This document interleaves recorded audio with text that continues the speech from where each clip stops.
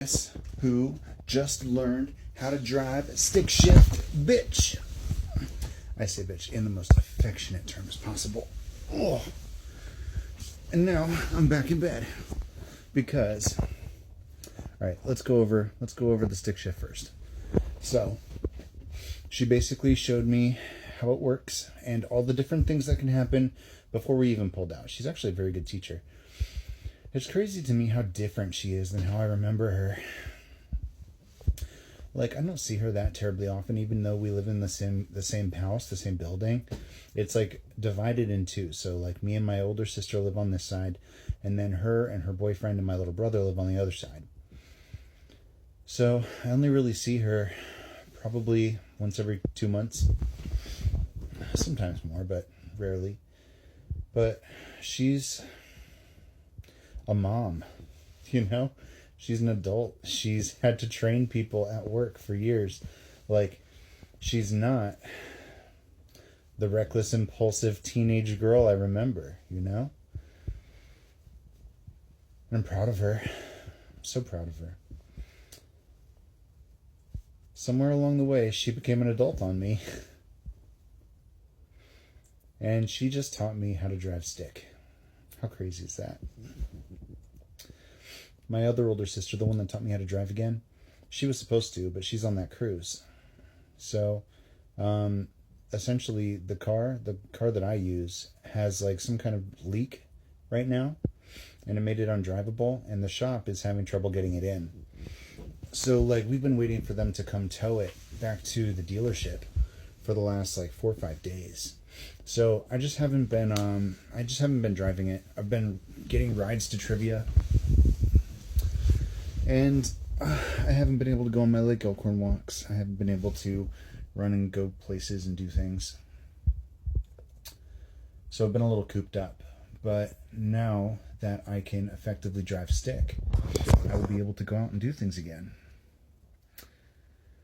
And I think it was easier having a visual example of everything that can happen before we even left. So once we got out there, it took a couple tries, but I didn't stall out. I didn't stall out at all until we got all the way back home and I parked. And as soon as I tried to park, that's when I stalled out.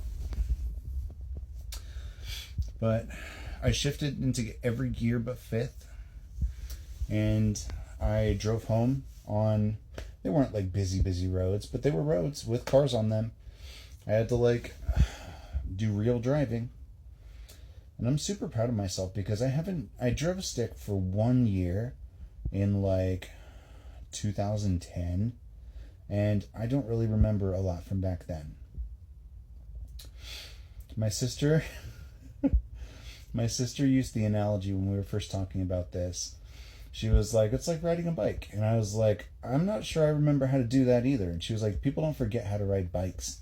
And I was like, people also don't repress all of their memories from childhood and then try to ride a bike again. You know what I mean? Like, all of those years that I rode bikes, gone. I don't have them. Those memories, not there. So, I honestly don't know what would happen if I got back on a bike. I'm gonna have to. I'm gonna learn how to drive a motorcycle, so I'm gonna have to learn how to drive a bike. Maybe that's something I need to put on my radar. But honestly, that's a really interesting psychological study I can complete on myself. Does the body remember how to ride a bike when the memories have been repressed? Theoretically, it should all stay in the subconscious, right? So, we'll find out, I guess. But anyway, today's battle was the stick shift, and I fucking aced it. I'm so proud of myself. I got pretty smooth towards the end there, too. It was really lurchy at first. But eventually I found the catch point and I was able to get it consistently. And according to my sister, who's she's a pretty strict driver, you know, at least like in her expectations with others, she expects them to be good drivers, you know, be focused, drive safely, all that stuff. I'm not sure she does all that stuff herself all the time, but you know, she likes other people to be safe drivers. And she said that she was totally confident with me driving on the road, on the highway even though I wasn't really ready for the highway. We didn't go on the highway yet. But I could. I definitely feel like I could. But anyway, last night I finished the first section of my CPR AED certification. I finished the first section on the yoga instruction course just to get the introduction done, because I don't like having any of my courses just say 0. Even though I'm not really intending to knock out the yoga that quickly, I intend to take my time because I can. But I don't have to finish the yoga instruction quickly. I have to finish the CPT course quickly. So really, I just got my feet wet in both of those. And then today the plan was to get back into CPT. I need a nap though, because I went to bed at like 10 p.m. and I laid there and I just scrolled and I think I made some TikToks and fucking got up a bunch of times to get water and like random shit, you know what I mean? And I think around 7 a.m. I just stopped trying. I was just like, I guess I'm up, because my sister and I were supposed to go do the stick shifting at 10. So it's officially like nap time. And I think it's probably going to end up happening that I take a nap, I wake up, and I do my workout, and then I will probably dive into school, study. And my productive ass day will be finished. Unless I can sprinkle in some cleaning. But this is kind of what I was talking about. Like the way that it stood today even, I'm not budgeting time for fun. I'm not really budgeting time. Like, I guess the time that I'm spending napping right now would be the time I had planned for recreation.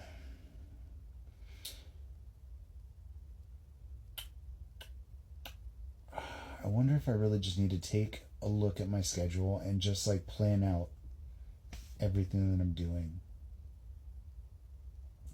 Take a more organized approach. Put some of the organizational skills that I have developed into practice. Maybe, that's a shared interest here. Maybe that's something we all need to do. Organize our lives a little bit better and take a nap. I'm feeling heavy that it's nap day for all of us. Everybody deserves a nap today.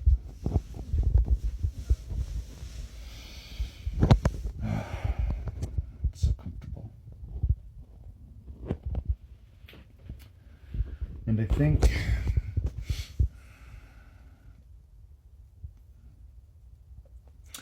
I just aced all of the rest of like my perishable groceries.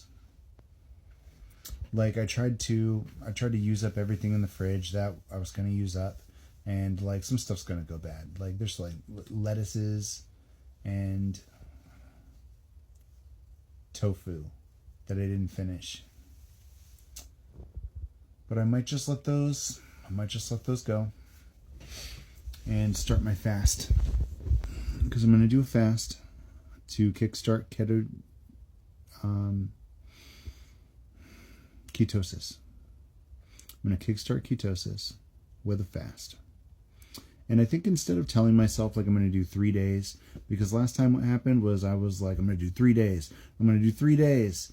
And I made it like almost 2 days. And I was like, I need food. And I broke. So this time I'm just going to do 1 day.